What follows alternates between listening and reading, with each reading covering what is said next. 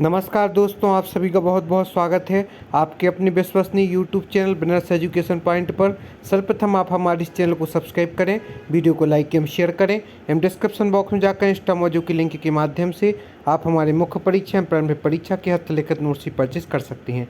चलिए स्टार्ट करते हैं आज का हमारा वीडियो। इसमें हम आज आपके लिए जो प्रमुख जनजाति व्यक्तित्व हैं जो कि यूनिट 1 का पार्ट है उससे अवगत कराएंगे। इसमें आज हम बताएंगे आपको झलकारी बाई के बारे में, खाज्या नायक, भीमा नायक एवं प्रमुख जनजाति व्यक्तित्व के बारे में, उनके भारतीय एवं मध्य प्रदेश की स्वतंत्रता संग्राम आदि आंदोलनों में क्या क्या योगदान रहा है। संपूर्ण जानकारी आज की इस वीडियो में आपके लिए उपलब्ध कराएंगे। पहले के पार्ट में हम कुछ के बारे में बता चुके, आज इसी को कंटिन्यू करेंगे और जिनका जानना आपके लिए उपयोगी हो प्रारंभिक परीक्षा में निश्चित रूप से पूछे जाएंगे। झलकारी बाई का जन्म जो 22 नवंबर 1830 को झांसी के भोजला गांव में हुआ था। तो याद रखना है, झलकारी बाई जो हैं इनका जन्म 22 नवंबर 1830 को झांसी के भोजला गांव में हुआ था। इनका विवाह एक वीर सैनिक पूरन सिंह से हुआ था जो झांसी की सेना में अपनी बहादुरी के लिए प्रसिद्ध थे, वीर पूरन सिंह। और झलकारी बाई झांसी की रानी लक्ष्मीबाई की सेना में दुर्गा दल के नाम से महिला टुकड़ी की सेनापति थीं। यह ध्यान रखना है कि दुर्गा दल के नाम से महिला टुकड़ी की सेनापति थी, वो भी रानी झांसी की रानी लक्ष्मीबाई की सेना में।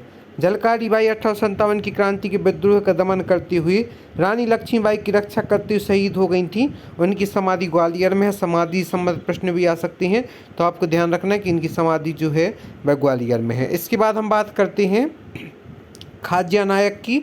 निमाड़ क्षेत्र के सांगली ग्राम में इनका जन्म हुआ था। खाज्या नायक का 11 अप्रैल 1858 को यह शहीद हुए थे। खाज्या नायक अंग्रेजों के भील पलटन में शामिल हुए, जहां उन्हें सेंधवा घाट की लगभग 24 मील लंबे मार्ग की चौकीदारी का जिम्मा सौंपा गया। उन्हें 1850 में एक हत्या के जुर्म में 10 साल की सज़ा दी गई, लेकिन उनके अच्छे आचरण के कारण उन्हें 1856 में रिहा कर दिया गया, पुनः चौकीदारी सौंपी गई।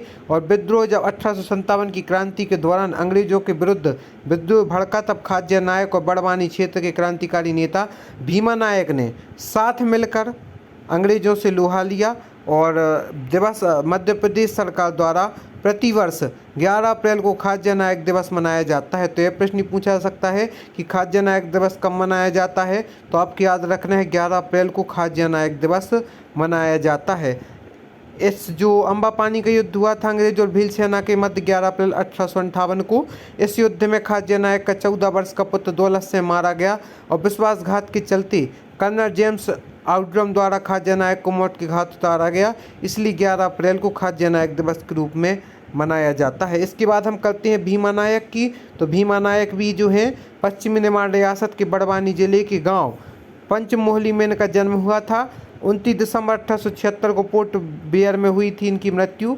और इनकी जो प्रथम विद्रोह साहूकारों के विरुद्ध किया था इन्होंने। भीमा नायक का कार्य क्षेत्र बड़वानी रियासत में वर्तमान महाराष्ट्र के खानदेश क्षेत्र तक रहा है। 11 अप्रैल 1858 को हुए अम्बापानी युद्ध में भीमा को महत्वपूर्ण भूमिका थी। अंग्रेज जब भीमा नायक को सीधे नहीं पकड़ पाए तो उन्हें मुखबिरी के कारण धोखे से पकड़ा गया था। तत्कालीन समय जब तात्या टोपे निमाड़ आए थे तभी उनकी मुलाकात भीमा नायक से हुई थी। इसी दौरान भीमा नायक ने नर्मदा पार करने में सहयोग दिया था।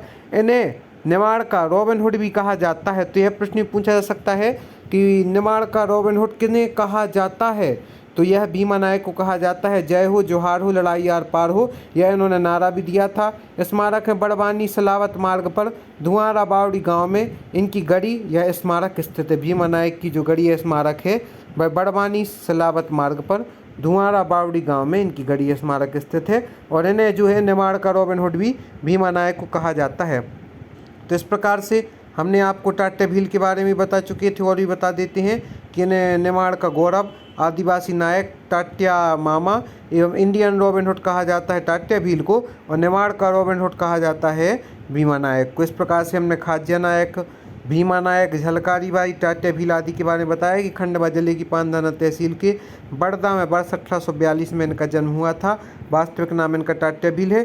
इसके बाद हम बात करते हैं रानी अवंती बाई की। तो रानी अवंती बाई जो है इनका जन्म 16 अगस्त 1831 को सिवनी जिले के मनकेड़ी गांव के जागीरदार राव जुझारू सिंह लोधी के घर पर हुआ था।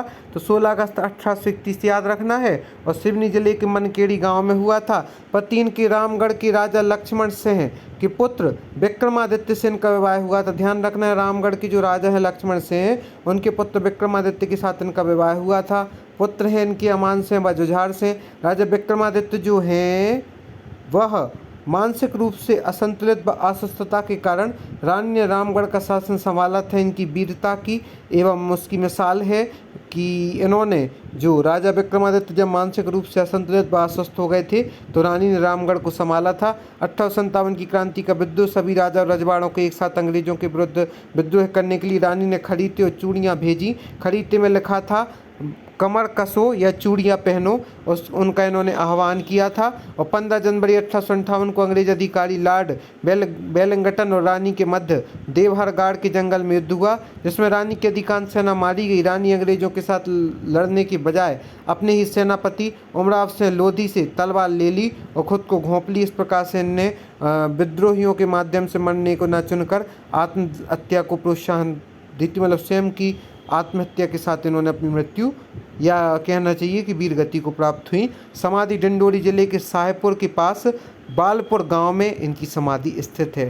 तो इस प्रकार से याद रखना है कि इनके पति रामगढ़ के राजा लक्ष्मण सिंह के पुत्र विक्रमादित्य से इनका विवाह हुआ था। सिवनी जिले की मनकेड़ी गांव के जागीरदार राव जुझारू सिंह लोधी के घर पर रानी अवंतीबाई का जन्म हुआ था। इन्हों की वीरता से उत्प्रोत थी। बिरसा गौड़ के बारे में आपने नाम सुना होगा। बिरसा गौड़ मध्य प्रदेश के नर्मदा घाटी क्षेत्र में स्वतंत्रता संग्राम की एक नई दिशा देने वाले प्रमुख क्रांतिकारी आदिवासी थे।